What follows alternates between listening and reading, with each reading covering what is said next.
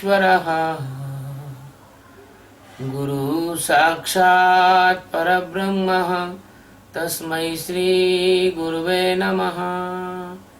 ध्यानमूलं गुरुमूर्ति पूजामूलं गुरुपदं मंत्रमूलं गुरुर्वाक्यं मोक्षमूलं गुरुकृपा। सद्गुरु भगवान की जय। स्वामी जी महाराज की जय। शिवोहम। ये गीता के दूसरे अध्याय का 64वां श्लोक है और इस श्लोक के अंदर भगवान श्री कृष्ण ने राग द्वेष से मुक्त हुए पुरुष के बारे में बताया है। राग द्वेष वियुक्तेस्तु विषयानिन्द्रियेश्वरन् आत्मवश्यैर्विधेयात्मा प्रसादमधिगच्छति। राग और द्वेष विमुक्ते तु विषयान इंद्रियशरण आत्मवश्ये विधेयात्मा प्रसादम अधिगच्छति। राग और द्वेष से रहित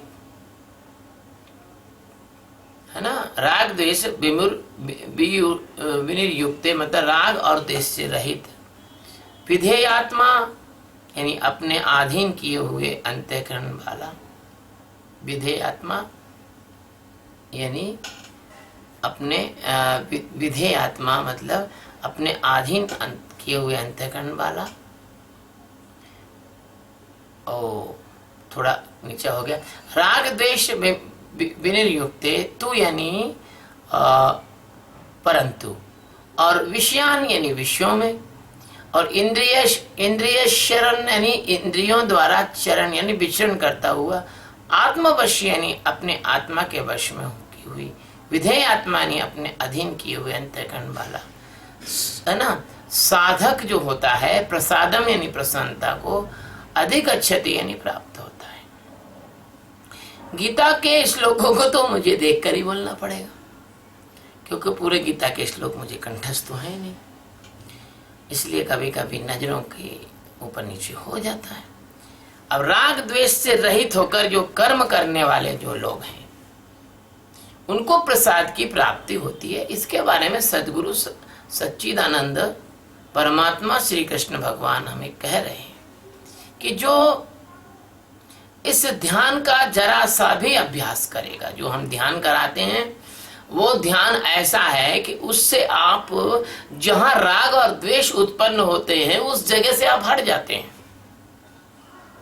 जहां पर किसी के से आपका राग होता है यानी प्रेम होता है, और जिस जगह पे आपका किसी से दुश्मनी होती है तो आप वहां से हट जाते हैं ना। तो आप कहते हैं कि साधु निकला शहर को 2 ही दिन की खैर, और ना काहू से दोस्ती और ना काहू से बैर। उसके अंदर जो है राग भी नहीं होता और उसके अंदर द्वेष भी नहीं होता क्योंकि वो एक समता की अवस्था में खड़ा रहता है। तो जो इस ध्यान का अवलंबन करेगा तो निरंतर जो साक्षी में जिएगा, उसके राग के विचार आए उसके अंदर और चाहे उसके अंदर द्वेष के विचार आए, तो ना तो वो राग के विचार आने में खुश होता है न द्वेष के विचार आने में नाराज होता है। जैसे राग आता है निकल जाता है, जैसे द्वेष आता है निकल जाता है। जैसे ट्रैफिक का सिपाही खड़ा रहता है, जैसे कार भी निकल जाती है, मोटरसाइकिल भी निकल जाती है, और जैसे ऊंट भी निकल जाता है, बैलगाड़ी भी निकल जाती है, लेकिन ट्रैफिक का सिपाही खड़ा रहता है। वो तो फिर भी टोक देता है, कोई गलती करता है, लेकिन जैसा इस ध्यान के अंदर तो कुछ भी नहीं करना है, सिर्फ बस देखना है, देखते जाना। तो वो अलग हट जाता है व्यक्ति। तो जब विचारों से ही वो अलग हट जाता है, विचार ही उसको प्रभावित नहीं कर सकते, तो विचारों द्वारा उत्पन्न होने वाले जो राग द्वेष हैं वो कैसे प्रभावित करेंगे। किंतु विषयों का इंद्रियों में आना और जाना एक स्वाभाविक कर्म है। एक तो कोई कामी भोगी आदमी होता है, वो भोजन करता है, लपड़ लपड़ लपड़ एक एक स्वाद लेकर सीसी सीसी करके मिर्ची खाएगा, और एक ज्ञानी भोजन करता है, और एक कुत्ता भोजन करता है, एक कुत्ता भोजन करता है, कुत्ते को भोजन करते देखो, और एक गाय को भोजन करते देखो। कुत्ते के भोजन में आपको व्यग्रता लगेगी, और गौ माता जो भोजन करती है आप उसमें शांति से वो धीरे धीरे अपना खाएगी। ऐसे ज्ञानी जब भोजन करता है तो वो एकदम उसके भोजन करने में एक दिव्यता होगी, और जो अज्ञानी भोजन करेगा उसके भोजन में जल्दबाजी, और उसके भोजन में एक वासना, एक उसके भोजन के अंदर के स्वाद की जो एक पिपासा वो रहेगी। तो कहने का तात्पर्य यह है कि जो विषय हैं इंद्रियों के वो आएंगे और जाएंगे। ज्ञानी भी किसी सुंदर स्त्री को देखेगा और अज्ञानी भी सुंदर स्त्री को देखेगा। तो ज्ञानी जब सुंदर स्त्री को देखेगा तो उसको स्त्री नहीं दिखेगी, उसके अंदर का परमात्मा दिखेगा। लेकिन अज्ञानी जब सुंदर स्त्री को देखेगा तो उसको परमात्मा नहीं दिखेगा, उसको स्त्री का चमड़ा दिखेगा, उसकी नाक नक्श दिखेगी। तो ये फर्क होता है ज्ञानी और अज्ञानी में। तो इसमें क्या है कि इंद्रियों में विषयों का आना और जाना। ऐसा नहीं है कि ज्ञानी आंख फोड़ लेगा, कान फोड़ लेगा, भोजन नहीं करेगा, चलेगा नहीं, फिरेगा नहीं, हंसेगा नहीं, बोलेगा नहीं। अगर उसको ज्ञानी का हाथ में चोट लग गई तो आंखों में आंसू नहीं आएंगे, ऐसा नहीं है। आएंगे, सब होगा, लेकिन वो इससे हटकर जीतने से वजह से अज्ञानी तो कोई दुख आ जाए तो रात दिन रोता रहेगा, लेकिन ज्ञानी तो बस थोड़ी देर के लिए एकदम से चौंक के फिर दोबारा अपनी अवस्था में आ जाएगा। ये इसलिए भगवान ने क्या कहा है कि विषयान इंद्रिय ईश्वरान, कि इंद्रियों के जो विषय हैं वो उसको यहाँ तो वश में हो जाते हैं ऐसा कहते हैं, लेकिन ये वश में होना और ना होना ये भाषा तो ज्ञानियों की नहीं, ये भाषा तो पंडितों की है। यहाँ वश में कुछ नहीं होता, बस इतना हो जाता है कि वो जानने लग जाता है कि इंद्रियों के जो विषय हैं और जो जितने भी कर्म हैं, वो गीता में जैसे कहा गया है कि प्रकृति क्रिया कर्माणी, वो जानता है कि प्रकृति ही कर्म करती है, मैं कर्म मर्म नहीं करता हूँ, इसलिए वो सारे कर्मों से हट जाता है। और जो पुरुष अवस्था होती है, जो परमात्मा के अंदर की मौजूदगी होती है, जो आपका अस्तित्व होता है, जो जन्म के साथ जन्मता नहीं है, मरने के साथ मरता नहीं है, उसमें वो खड़ा हो जाता है ज्ञानी। तो जब उसमें खड़ा हो जाता है तो चाहे संसार में कुछ भी हो जाए, ज्ञानी जो है वो बिल्कुल समता और ऐसी अवस्था में रहेगा, ना उसको किसी चीज से दुख होगा और ना किसी चीज से वो खुश होगा। लेकिन वो कर्म वैसे ही करता रहेगा जैसा सामान्य लोग करते हैं, लेकिन उसके कर्म करने में और दूसरे के कर्म करने में जमीन और आसमान का अंतर होगा। क्योंकि ज्ञानी जब कर्म करेगा तो उसके कर्म उसको बांधते नहीं हैं, अज्ञानी जब कर्म करेगा उसके कर्म उसको बांधते हैं, है ना। तो जो अकर्ता अभोक्ता पुरुष है उसके अंदर, उसी में आत्म जागरण की अवस्था में ज्ञानी रहता है। और आत्मा इसमें जो शब्द आत्मा वश्य का मतलब होता है कि आज तक तो इंद्रिय वश्य था, आज तक तो इंद्रियों के वश में उसका जीवन चल रहा था, आज तक तो उसको माया चला रही थी, आज तक तो उसको माया नचा रही थी, आज तक तो वो बह रहा था पानी में। लेकिन आज तो उसकी ऐसी स्थिति हो गई है कि आत्मा को जानकर वो इन इंद्रियों और माया के बस से छूट जाता है। और यह इसी ढंग से कहना है कि वो परमात्मा में समा जाता है, परमात्मा हो जाता है, वो जीता जागता परमात्मा होता है।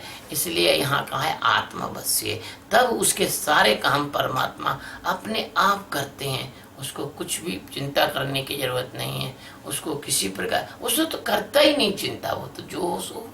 लेकिन वो उसकी आगे आगे जैसे छोटे 2-3 महीने के बच्चे की रक्षा माँ करती है, ऐसे उसकी रक्षा परमात्मा करते हैं। तो इस प्रकार से इसको कहते हैं आत्मवश्य, यानी आत्मा में जीना।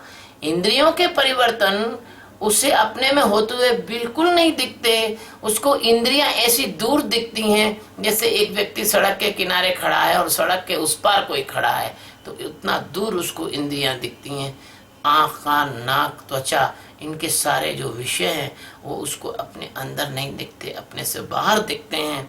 और वो सारी आसक्तियाँ, सारा तनाव, सारी विडंबना, सारे द्वंद्व, सारे दुख, सबसे परे चला जाता है, उसके अंदर एक आनंद का सागर हिलोरे मारने लगता है। इसको कहते हैं प्रसादम।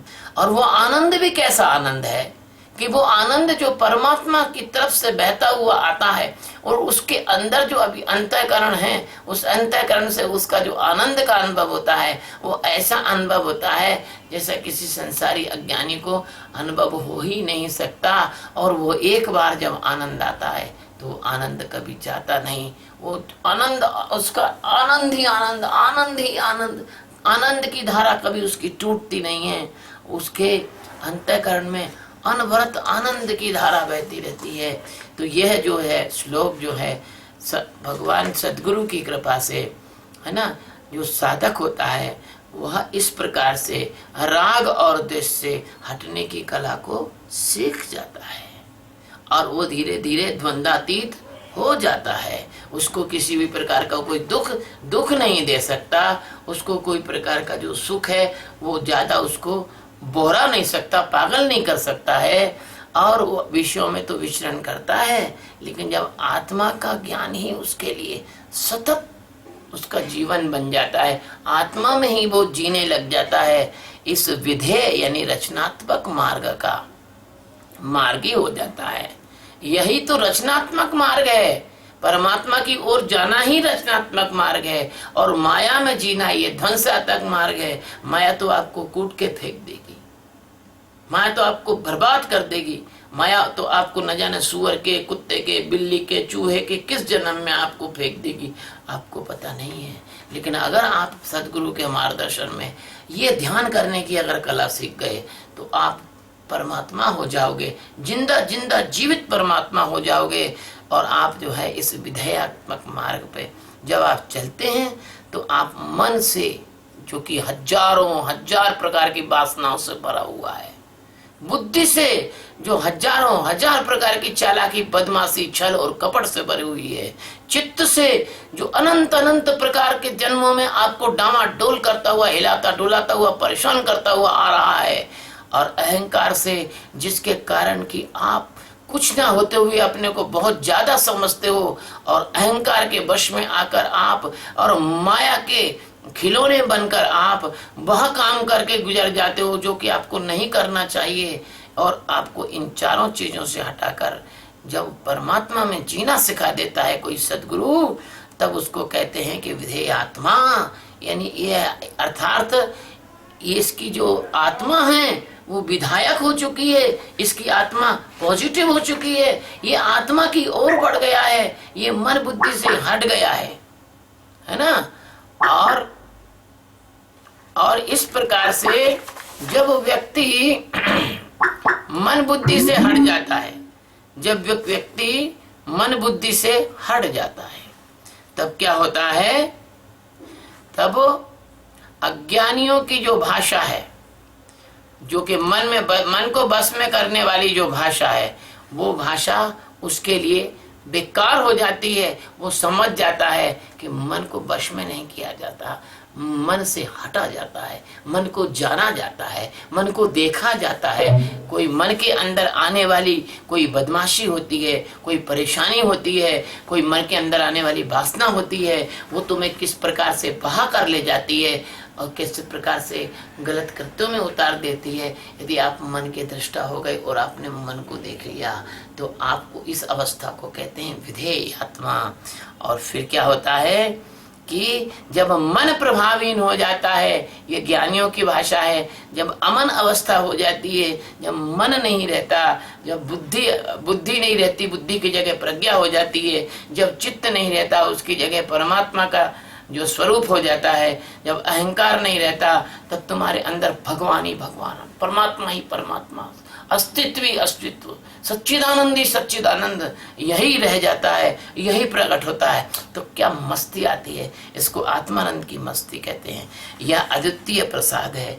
इसकी प्रसन्नता शब्द से यहाँ पर जो कहा गया, प्रसाद शब्द कहा गया, ये तो बहुत छोटा है, इससे 1 करोड़ गुना आनंद है। आज भगवान की कृपा से गीता के इस श्लोक का बस इतना ही अर्थ करेंगे। सद्गुरु भगवान की जय, स्वामी जी महाराज की जय। शिवोहम शिवोहम।